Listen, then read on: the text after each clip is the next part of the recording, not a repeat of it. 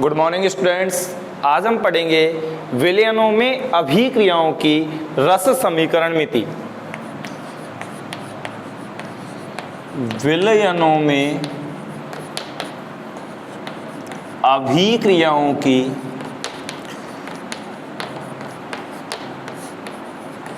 रस समीकरण मिति मतलब स्टाइकियोमेट्री। विलयनों में अभिक्रियाओं की रस समीकरण मिति। देखिए, जब किसी एक पदार्थ के विलयन को दूसरे पदार्थ के विलयन में मिला दिया जाता है तो ऐसे विलयनों में अभिक्रियाओं की संख्या बहुत अधिक हो जाती है।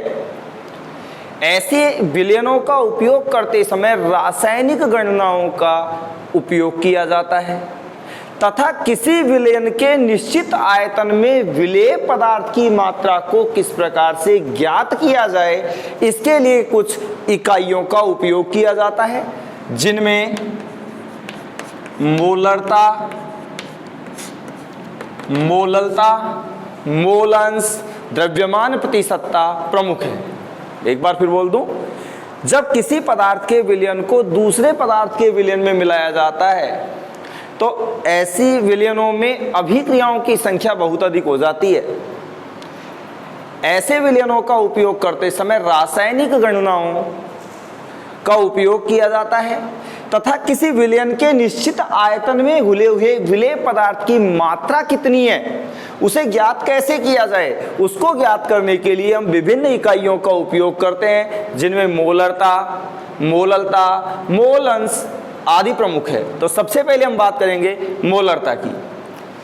1 लीटर विलयन में घुले हुए विलेय के मोलों की संख्या मोलरता कहलाती है। 1 लीटर विलयन में घुले हुए विलेय के मोलों की संख्या, 1 लीटर विलयन में घुले हुए विलेय के मोलों की संख्या मोलरता कहलाती है तथा इसकी इकाई, मोलरता की जो इकाई होती है वो होती है मोल प्रति लीटर। अब बात करें मोलरता का सूत्र क्या होगा, तो मैंने कहा विलेय के मोल घुले हुए हैं, लेकिन किसमें घुले हुए हैं? 1 लीटर विलयन में। तो मोलरता बराबर हो जाएगी विलेय के मोलों की संख्या, यानी विलेय के मोल बटे विलयन का आयतन लीटर में। विलयन का आयतन लीटर में। चूंकि हम जानते हैं मोल को हम रिप्रेजेंट करते हैं स्मॉल n से, मोल बराबर भार बटे अनुभार, मोल बराबर भार बटे अनुभार। तो विलेय के मोल बराबर हो जाएगा विलेय का भार बटे विलेय का अनुभार। और मोलरता को हम रिप्रेजेंट करते हैं कैपिटल M से, तो मोलरता बराबर विलेय के मोल के स्थान पर लिख सकता हूं विलेय का भार बटे विलेय का अनुभार। विलेय का भार बटे विलेय का अनुभार तो चला जाएगा नीचे, विलेय का अनुभार इनटू विलयन का आयतन किसमें? लीटर में। विलयन का आयतन लीटर में। अब भार को हम W से और अनुभार को कैपिटल M से व्यक्त करेंगे। ध्यान रखना है आपको, भार को मैं W से और अनुभार यानी मोलिकुलर वेट को M से रिप्रेजेंट करूं। और दूसरी बड़ी चीज, विलेय को सदैव B से और विलायक को सदैव A से रिप्रेजेंट करें। ध्यान देना सभी, विलायक को A से और विलेय को B से तथा भार को W से और अनुभार को मतलब M से रिप्रेजेंट करें तो मोलरता बराबर विलेय का भार, भार को W से और विलेय को B से तो WB बटे विलेय का अनुभार, विलेय को वही B से और अनुभार को M से MB इंटू विलयन का आयतन, आयतन को हम प्रदर्शित कर दें V से, जब आयतन आपको लीटर में दिया हुआ हो तो इस सूत्र का उपयोग करके मोलरता का परिकलन कर सकते हैं, लेकिन यदि आयतन मिलीलीटर में दिया हुआ हो तो उसे या तो पहले मिलीलीटर में चेंज कर लो, अदरवाइज दिए गए मिलीलीटर में आयतन में 1000 का भाग दे दें तो 1000 कहाँ चला जाएगा ऊपर, और millilitre is converted into litre. तो कैपिटल एम मोलरता बराबर हो जाएगा WB बटा MB इंटू V। यदि मिलीलीटर में है तो इसको लीटर में चेंज करने के लिए 1000 का भाग देंगे और 1000 चला जाएगा ऊपर। इस सूत्र की सहायता से मोलरता का परिकलन किया जा सकता है। अब सुनो, ये जो मोलरता है, देखो ऊपर भार और नीचे आयतन, यानी जो मोलरता है वो एक भार आयतन मात्रक है। और हमेशा आपको ध्यान रखना है ताप बदलने से आयतन बदल जाता है, और अब सोचो ताप बदलने से आयतन बदल जाएगा तो फिर मोलरता भी परिवर्तित हो जाती है। अतः हम कह सकते हैं कि जो मोलरता होती है वो ताप पर निर्भर करती है, और ताप बदलने से मोलरता में भी परिवर्तन हो जाता है। तो 1 लीटर विलयन में घुले हुए विलेय के मोलों की संख्या मोलरता कहलाती है। आगे देखिए, नंबर दूसरी इकाई की हम बात करते हैं, मोललता।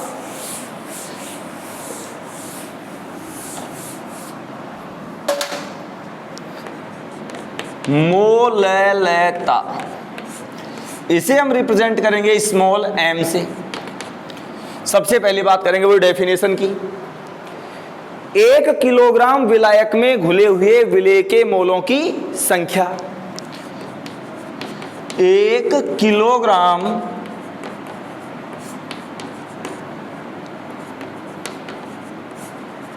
विलायक में घुले हुए विलेय के मोलों की संख्या मोललता कहलाती है। और मोललता की इकाई जो होती है मोल प्रति किलोग्राम होती है। अब वही सूत्र बनाते हैं, मोललता बराबर, मैंने बताया क्या घुला हुआ है विलेय के मोल, किसमें घुला हुआ है 1 किलोग्राम विलायक में, तो हम ऐसे लिख सकते हैं विलेय के मोलों की संख्या, यानी विलेय के मोल बटे विलायक का भार किलोग्राम में। और इस सूत्र की सहायता से मोललता का परिकलन किया जा सकता है। चूंकि हम जानते हैं मोल यानी स्मॉल n बराबर भार बटे अणुभार, तो आगे हम बढ़ाएं, देखो मोललता को रिप्रेजेंट करेंगे स्मॉल m से। विलेय के मोल यानी विलेय का भार बटे विलेय का अणुभार,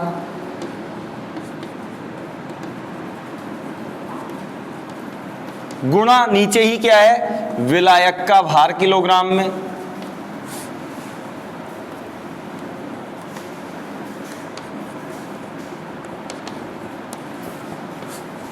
आगे देखिए, स्मॉल m बराबर, मैंने आपको बताया कि विलेय को B से और विलायक को A से, तो यहां विलेय है यानी W, भार तो देखो भार के लिए W और विलेय के लिए B बटा अणुभार M और विलेय है इसलिए B, फिर भार यानी कि W और विलायक है इसलिए इस बार आ जाएगा A।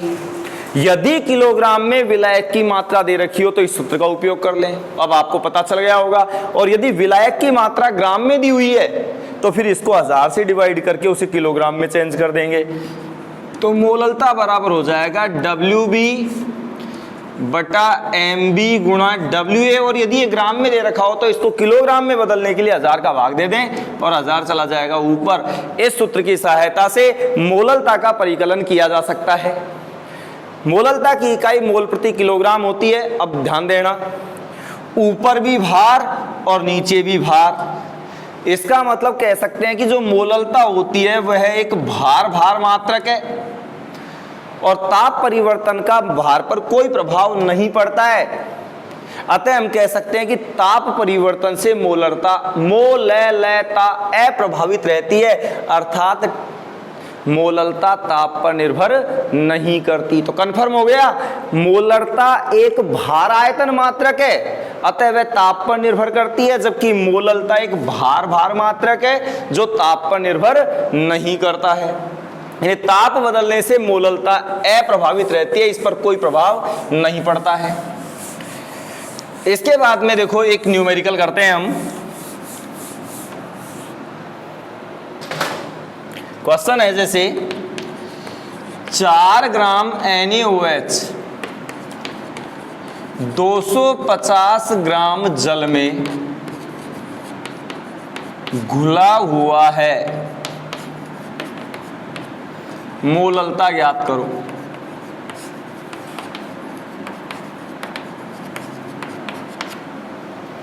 देखो सबसे पहले क्या दिया हुआ है, 4 ग्राम NaOH यानी विलेय का भार, और भार को W से और विलेय को B से, तो ये हो गया 4 ग्राम।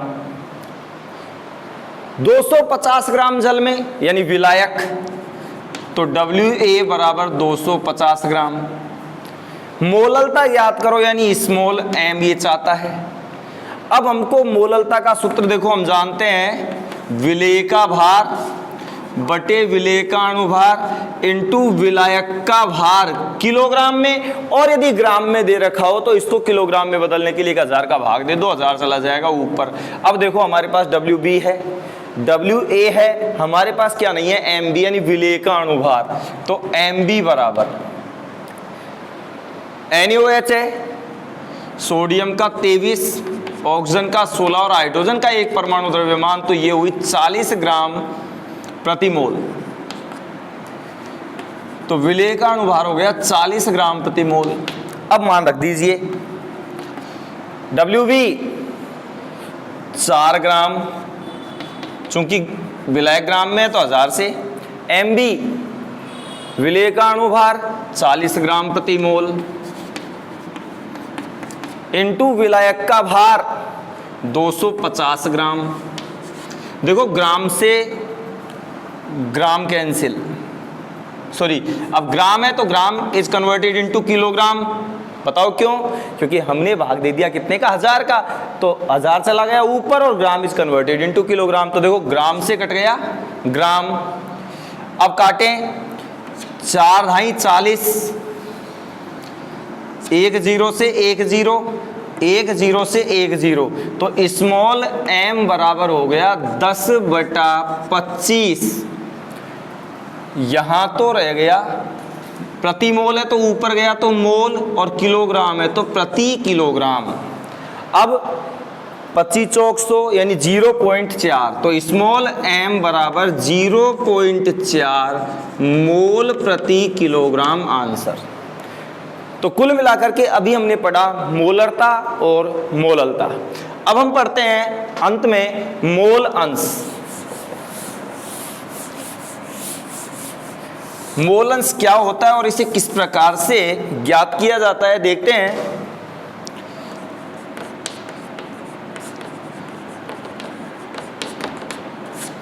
किसी घटक का मोल अंश उस विलयन में उपस्थित उस अवयव के मोलों की संख्या तथा विलयन में उपस्थित कुल मोलों की संख्या के अनुपात के बराबर होता है। एक बार मैं समझाऊंगा कैसे। देखिए, मोल अंश, मोल भिन्न या मोल प्रभाज, किसी भी नाम से इसे जाना जा सकता है। मैंने परिभाषा क्या दी, एक बार फिर सुन लो। वैसे किसी अवयव का मोल अंश विलयन में उपस्थित उस अवयव के मोलों की संख्या तथा विलयन में उपस्थित कुल मोलों की संख्या के अनुपात के बराबर होता है। यानी मान लीजिए किसी विलयन में 2 अवयव A व B उपस्थित है, जिनके मोल क्रमशः Na और Nb हैं। ये तो A और B के मोल हैं, तथा इनके मोल अंश क्रमशः XA व XB है। यदि आपको ये पता है तो अब सुनो, मैंने अभी परिभाषा बताई थी, किसी अवयव का मोल अंश, जैसे A का मोल अंश है XA, उस विलयन में उपस्थित उस अवयव के मोलों की संख्या, बताओ उस अवयव के मोलों की संख्या क्या है, Na, तथा विलयन में उपस्थित कुल मोलों की संख्या के अनुपात के बराबर होता है। अब विलयन में कुल मोल कितने होंगे? जब 2 घटक मौजूद हैं तो कुल मोल होंगे Na प्लस Nb।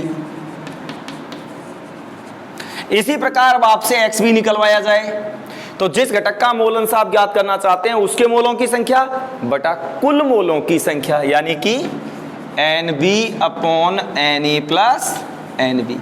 तो किसी अवयव का मोल अंश विलयन में उपस्थित उस अवयव के मोलों की संख्या तथा विलयन में उपस्थित कुल मोलों की संख्या के अनुपात के बराबर होता है। और हमेशा याद रखना, विलयन में उपस्थित प्रत्येक घटक के मोल अंशों का योग सदैव 1 होता है। देखो, प्रत्येक घटक के मोल अंशों का योग कर ले, जैसे XA प्लस XB, तो XA की वैल्यू तो ये रखी Na upon Na plus Nb plus, और XB ये रखी तो Nb upon Na plus Nb। तो XA प्लस XB बराबर, देखो कॉमन आ रहा है Na प्लस Nb, कट गया तो ऊपर बच गया Na प्लस कट गया तो ऊपर बच गया Nb। Na plus Nb upon Na plus Nb बराबर 1, यानी कि XA प्लस XB बराबर 1। स्पष्ट है कि किसी विलयन में उपस्थित प्रत्येक घटक के मूल अंशों का योग सदैव 1 होता है। एक बार फिर मैं बोल दूं, आज हमने पढ़ी मोलरता, मोललता और मोल अंश। मोलरता की परिभाषा एक बार फिर, 1 लीटर विलयन में घुले हुए विलेय के मोलों की संख्या मोलरता कहलाती है। इसकी इकाई मोल प्रति किलोग्राम होती है। मोलरता एक भार आयतन मात्रक है और हम जानते हैं ताप बदलने से विलयन का आयतन बदल जाता है, अतः मोलरता ताप पर निर्भर करती है, यानी ताप बदलने से मोलरता बदल जाती है। नंबर 2, मोललता। 1 किलोग्राम विलायक में घुले हुए विलेय के मोलों की संख्या मोललता कहलाती है। इसकी इकाई मोल प्रति किलोग्राम होती है। मैंने आपको बताया था कि यह एक भार मात्रक है और भार पर ताप का कोई प्रभाव नहीं पड़ता है, अतः हम कह सकते हैं कि ताप बदलने का मोललता पर कोई प्रभाव नहीं पड़ता, मोललता अपरिवर्तित रहती है। और नंबर 3 मैंने बताया मोलंश। किसी अवयव का मोलंश विलयन में उपस्थित उस अवयव के मोलों की संख्या तथा विलयन में उपस्थित कुल मोलों की संख्या के अनुपात के बराबर होता है तथा विलयन में उपस्थित प्रत्येक घटक के मोल अंशों का योग सदैव 1 होता है। धन्यवाद।